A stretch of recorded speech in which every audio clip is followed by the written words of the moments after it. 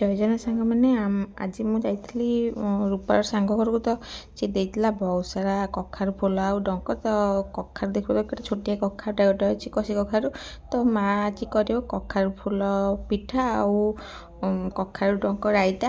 ତ ଚାଲ ଦେଖିବା ମାଆ କେମିତି କ'ଣ କରୁଛି। ତ ମୁଁ ଏପଟେ ବସି କାମ କରୁଛି ଆଉ ରୂପା ତାର ବସିକିନି କଖାରୁ ଫୁଲ ଘରିକା ସବୁ ଛଡ଼ାଇକି ତାକୁ ସବୁ ସାଇଜ୍ ସୁଇଜ୍ କରୁଛି। ତ ତାପରେ ଆମର पूरा रेसिपी स्टार्ट हो तो रूपा तार बसिक पूरा कामिकियाटा कम लगी जाइए सका सका माँ तार बसिकिनी चा पिऊँची आम सब समस्त कम लगी जाए कारण सका टाइम जेहतु आम पार्लर भी दीज जाक जीवु तो कम सारी जीवु।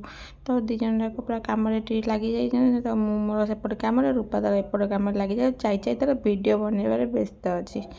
तो चलो देखा केमी माँ बनाऊँच कखार फूल तो रूपार मोर मिसिक बाछी देलु माँ ए डंक को बढ़िया से देखिए कि काटी छोट छोट पीस कर ऊपर जो अंशटा था से काटिकी बाहर कर देछि। से सागु काटू माँ कखार काटिदेव आ रायता दरकार थी सब सामग्री जमीक सारू आलू कखारू टमाटो ये सब माँ काटिकी रखीदेव।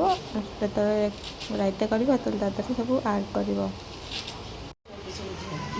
एमती काटुन सेमती काटुन ए उल्टा हाँ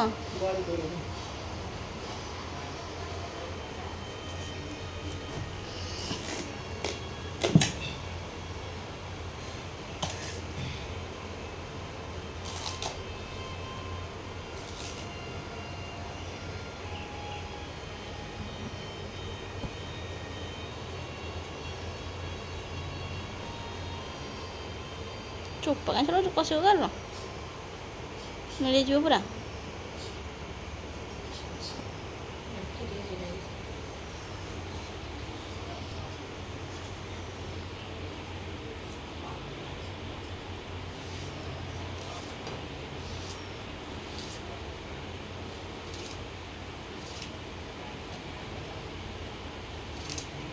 माछ खाली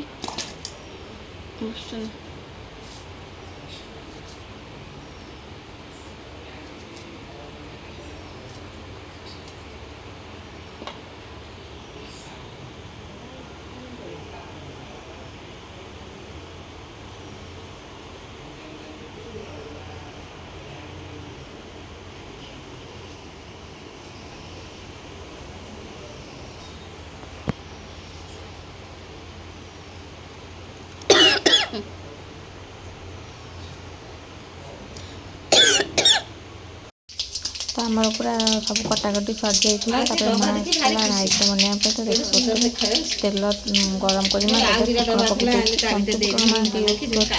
तो बढ़िया भाव में आम फुटण पूरा फुटिकी रेडी। तो ये जहाँ सब काटिक रखिए परिवा जमी सारू आलू कखारू एसबू को भल आउ डंक जो कटा होता पत्र कटानी केवल डंक कटा पत्र अलग रखा देखिए। तो आगे भल भाव में पकड़ हल्का पानी अंश मरीज तापर मसला खाए माँ तक बढ़िया भाव हल्का हल्का काटो देखो तो कड़े जगह होनी कारण बहुत कम क्वांटिटी कटा होता है माँ बढ़िया भाव तेल पकई कषिदेव पूरा परिवा को।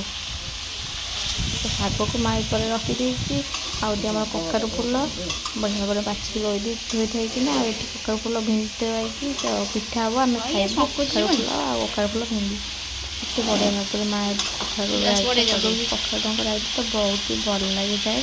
तो देसी खाद्य बहुत हेल्दी भी होता है तो आम खाया बहुत सारा भल पाई समस्ते। तो देखिए कितने बढ़िया भाव में माँ तो बढ़िया से पूरा नीली ग्रीन वाला कखारू डंक आमर ये सुंदर देखा जाऊँगी। माँ भी मसला दे दी सोरिष बाटण सोरिष बाटण केवल सोरिष जीरा आमर रसुण ही पड़ता है। तो पिज भी पकई पारे कि भल भाव में माँ तक बाटी देती पकई माँ हल्दी गुंड लंका गुंड पकई माँ तो भल भाव में मिक्स करनब हल्का लुण भी ये दरकार स्वाद अनुसार लुण भी पकाई सीझापी किस समय छड़ा तो पानी मर जाता जो आम कषिकिनी डंकटा तो किस तो सीझी जाए किसी क्वांटिटी मसला सागे सीझ मसला सागे सीझला माँ ता बड़ी आउ ଶାଗକୁ ପକେଇକି ବଢ଼ିଆ ସେ ତାକୁ ମିକ୍ସ କରିଦେଇଛି। ଆଉ ବଢ଼ି ଶାଗ ମାତ୍ର 5 ମିନିଟ୍ ପରିବା ବେଳେ ସିଝି ଯାଇଥିବ। ତ ଦେଖିପାରୁଥିବ ଆମ ଡଙ୍କ ପାଖାପାଖି ସିଝିଗଲାଣି ଆଉ ଶାଗ ବି ସିଝିବା ଉପରେ ହେଇଗଲାଣି। ତ ଏଠି ଆମର ମା ବାଟଣ କରିଦେଇଛି ଆମର ପିଠା ପାଇଁ। ତ ଚାଲ ଖାଇବା। କଖାରୁ ରାଇତା ତ ଆମର ହେଇଗଲାଣି ରେଡ଼ି। ତ ଖାଇକି ଦେଖିବା କେମିତି ଲାଗୁଛି।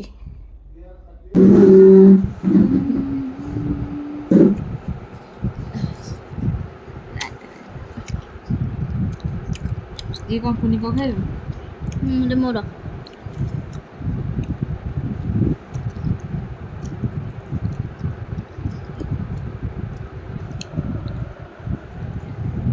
ଖାଇଲୁ ଯେ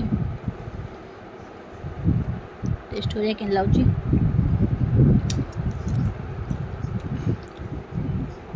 ଭଲ ମିଠା ଲଙ୍କାଟା।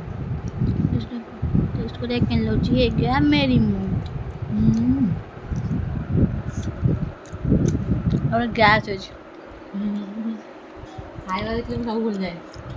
ସାଙ୍ଗ ଘରେ ଯାଇଥିଲା ଚା କପି ତାର ଗ୍ୟାସ୍ ହେଇଯାଇଛି। ଡଙ୍କରିଆ ଯାଇଥିଲା ଆଣିବାକୁ ଗ୍ୟାସ୍ ହେଇଗଲା। ଭାଇ ଗୁଡ଼ିକି ଫୋନ୍ କଲେ କହିବି ଯେ କେମିତି ତାକୁ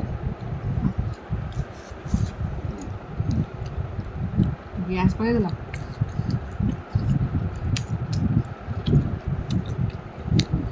very ଟେଷ୍ଟି ହେଇଛି। very ମିଠା ମିଠା ଡଙ୍କଟା ମା ବଢ଼ିଆ ହେଇଛି।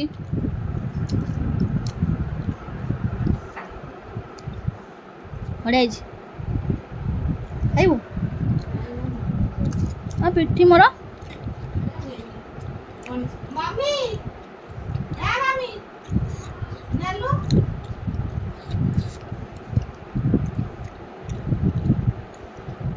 ରାଇତା ଶାଗ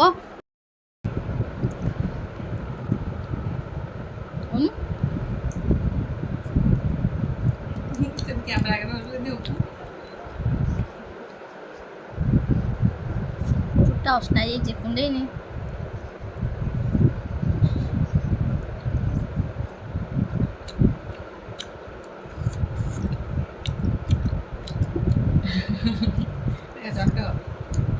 ପଡ଼ିବ ଏଠି ନୃସିଂହରେ।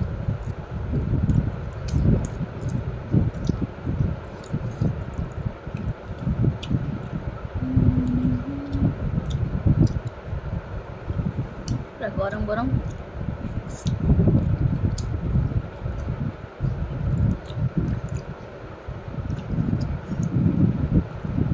ପଖାଳ ଭାତ ଯେ ବଢ଼ିଆ ହେଲା। ହଁ କହୁନୁ କିଛି ସାଇଜ୍ ଗଲା ମାମୁଁ କହୁଛୁ କିଏ ନା ମାମୁଁ ଲଗେଇଛୁ ଆଇ କଥା ହବ।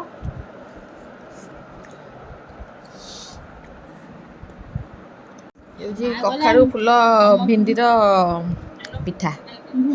ଭେଣ୍ଡିର ପିଠା। ଆସୁନି ତମେ ଆଇ କ'ଣ କଥା ହେବେ? ହ୍ୟାଲୋ ଆସୁନୁ ଖାଇବୁ।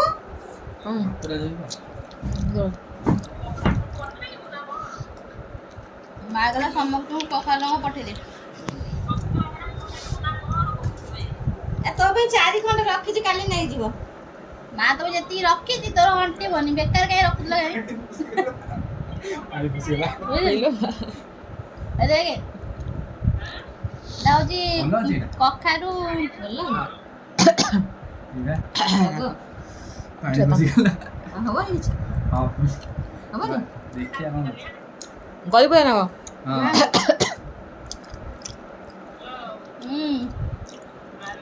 ପାଣି ଦେଲୁ ପାଣି ଦେଲୁ ଆଡୁ ନାଲି ଆମର ହଉଛି ଗୋଟେ ଟେଷ୍ଟ ନା ଆମେ ଖାଇଲାଣି ସଦୁଛି।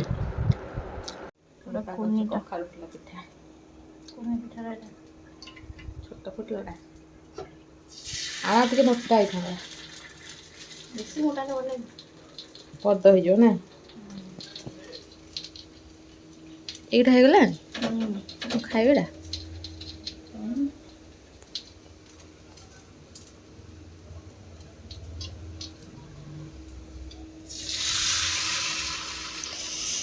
वाओ ततला ततला हाँ हब एटा घुंचे दूना ନାଇଁ ହବନି ଥାଉ ଥାଉ ହଉ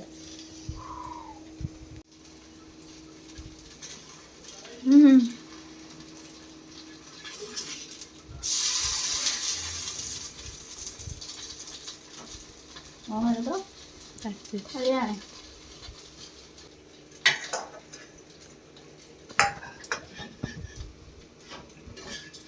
ସାଇଡ଼୍ରେ ଥାକି ଥୋଇଦେବୁ ଆଉ ପକେଇଦେବୁ ସାଇଜ୍ କରି ଥୋଇଦେ ସେଇଟା ଥୋଇଦେ କରୁ ଏ ଘାସରେ ହେଇଯିବ ବା ହଁ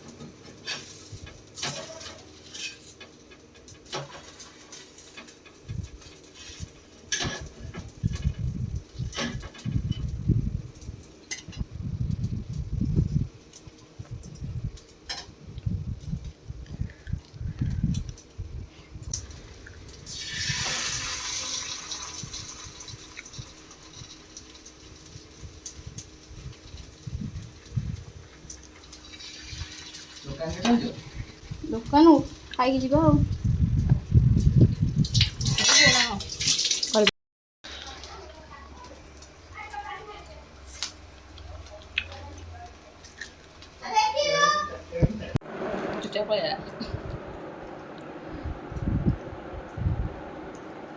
ଟିକେ ଟିକେ କହିବି ପେଟ ପୁରେଇ ଦେବୁ ଭାତ ଖା ମୁଁ ଖା ଆମେ ଖାଇଦେବୁ ଚାରିଜଣ ଦେଖ ପାଗ ଚଉଡ଼ା ଗଲାଣି ଭାତ ଖାଇ ଜଣା ପଡ଼ିବନି ଖାଲି ବେଳେ ଲାଗୁଛି ନୁହଁ ଆଉ ଟିକେ ଲାଗିଗଲା ବେଳେ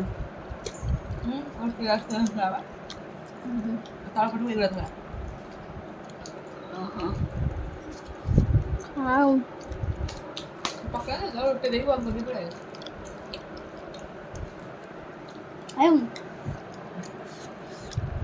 ଖାଲି ଶୋ ଆଜି ଅଫିସ ଯାଇନୁ ଖାଲି ଶୋ ନନସେନ୍ସ